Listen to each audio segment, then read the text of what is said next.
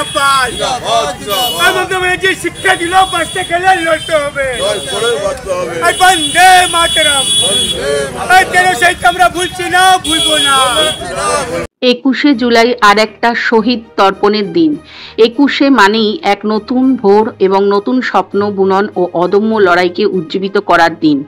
পায়ে পায়ে উড়িয়ে ধুলো 21শে জুলাই ধর্মতলা চলো, এই ডাকেই সকলের পাখির চোখ ছিল ধর্মতলা চত্বর। প্রতি বছরের ন্যায় ধর্মতলায় ঐতিহাসিক 21শে জুলাইকে সফল করতে পদযাত্রার আয়োজন করে 1 নম্বর ওয়ার্ড তৃণমূল কংগ্রেস কমিটি। উত্তর কলকাতার তৃণমূলের সাধারণ সম্পাদক মোহাম্মদ আনোয়ার খানের নেতৃত্বে এক সুবিশাল মিছিলের আয়োজন করা হয়। এদিন কাশীপুর থেকে এই মিছিল ধর্মতলার উদ্দেশ্যে রওনা দেয়।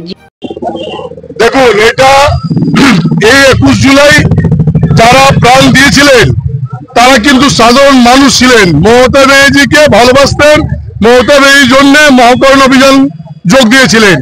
আজকে বাংলার মানুষ কিন্তু এই শহীদদের প্রতি শ্রদ্ধা জানানোর জন্য আজকে 21 জুলাই ধর্মতলায় যাচ্ছেন।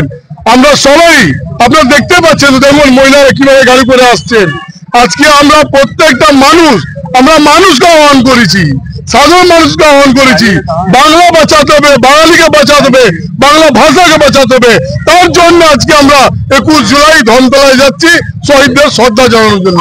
অক্ষরে অক্ষরে যে নেত্রী আমাদের মমতা ব্যানার্জি, যে বাংলার নেত্রী, যিনি আজকে আমাদেরকে ওখানে ভাষণ দেবেন, ওনার ভাষণ শুনে আমরা অক্ষরে অক্ষরে পালন করব। আমরা প্রত্যেকটা ওয়ার্ডে গ্রামে পৌঁছে দেবো, যেন সাধারণ মানুষ আমরা কাজ করতে পারি, মানুষের জন্য কাজ করতে পারি। আগামী দিনে 2026-এ যেমনি মানুষ কংগ্রেসকে, সিপিএমকে জিরো করেছে, আগামী দিনে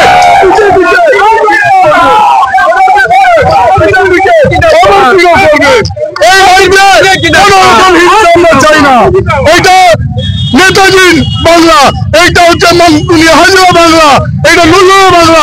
এই বাংলা আমরা কোনোদিন আতঙ্কবাদীদের সহায়তা দেবো না।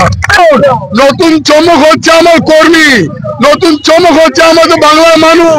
আমরা বাংলা মানুষকে নিয়ে চলি, কে কোথায় গেলে দরকার নেই। নেত্রী মমতা ব্যানার্জি, তার পাশে কর্মীরা আছে।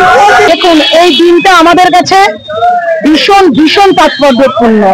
1993 সালে যখন মমতা বন্দ্যোপাধ্যায় যুব কংগ্রেসের সভানেত্রী ছিলেন, তখন উনি ডাক দিয়েছিলেন, মহাকরণে গেছিলেন নো আইডেন্টি নো ভোট এর ডাকে। তাদের শান্তিপূর্ণ মিছিল হচ্ছিল, সকলেই জানে। এবং সেই মিছিলে হঠাৎ করে তারপরে গুলি করে আমাদের 13 জন শহীদকে হত্যা করা হলো। আমাদের জননেত্রী এতটাই মহৎ, অনেক দলের মানুষই অনেক শহীদ হয়েছে, কিন্তু আজ অব্দি কেউ কাউকে মনে রাখেনি।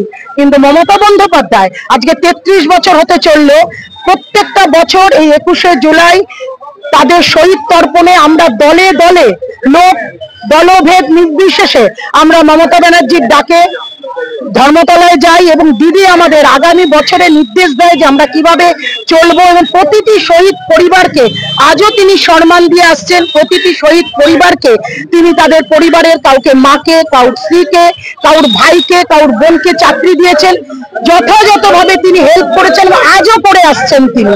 তো এইরকম জননেত্রী পৃথিবীতে আর দ্বিতীয় হবে না। মমতা বন্দ্যোপাধ্যায়ের জন্য আমরা আজকে যাচ্ছি সকলে মিলে মমতা বন্দ্যোপাধ্যায়ের ডাকে, এবং চতুর্থবারের জন্য মমতা বন্দ্যোপাধ্যায়কে আবার মুখ্যমন্ত্রী হিসাবে পশ্চিমবাংলার মানুষরা চাইছে।